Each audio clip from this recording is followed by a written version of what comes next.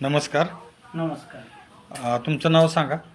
माझं नाव नंदकुमार प्रल्हाद भोसले, मुक्काम कोलवडी, पोस्ट रेवडी, तालुका कोरेगाव, जिल्हा सातारा. बरं, अमृत ज्यूस तुम्ही कशासाठी घेतलं होतं? अमृत ज्यूस मी माझ्या मणक्यात अंतर आणि एक शिर माझी पायाची चक्कअप झालेली त्याच्यासाठी घेतलेलं. बरं, अमृत ज्यूस घेतल्यानंतर तुम्हाला किती दिवसानं फरक पडला?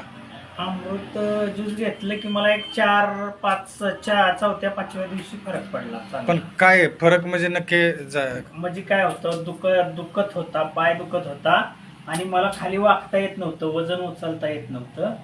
तर ते अमृत ज्यूस घेतल्यानंतर मला ते सगळं असं पडदिशी वाकता यायला लागलं, उचलता यायला लागलं किंवा शेतीतली कामं करता यायला लागली.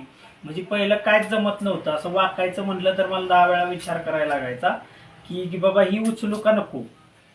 तर आता ते अमृत ज्यूस घेतल्यानंतर मला काहीच प्रॉब्लेम नाही. मी पडदिशी खाली वाकून काय बी म्हणजे उचलू शकतो किंवा खोऱ्यानं वळू शकतो, असं बी करू शकतो.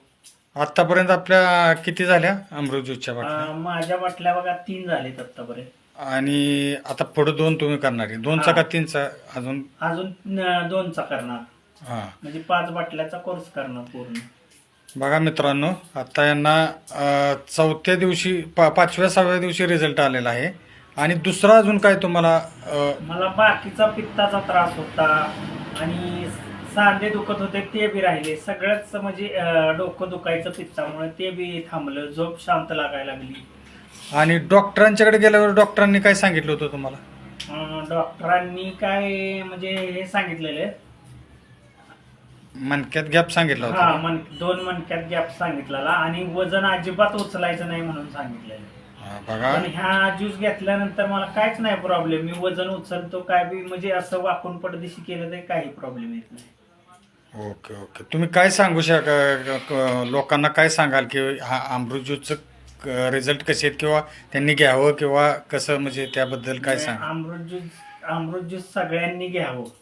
ज्याला ज्याला प्रॉब्लेम आहे त्यांनी अमृत ज्यूस घेतलं. बऱ्याचशाच आजारावर ते चालतंय, म्हणजे बराच शरीरात फरक पडतोय बऱ्याच रोगांवर. म्हणजे काय बी अडचण असली तरी त्याच्यामुळे दूर होती. धन्यवाद सर. थँक्यू.